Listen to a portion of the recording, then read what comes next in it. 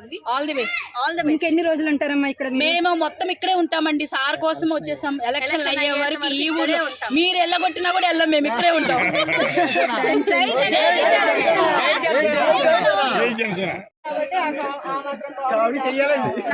చక్కగా వెళ్ళిపోవాలంతే.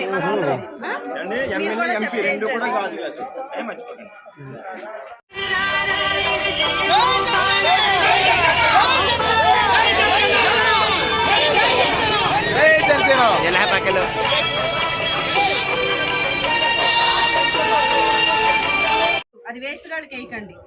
అంటే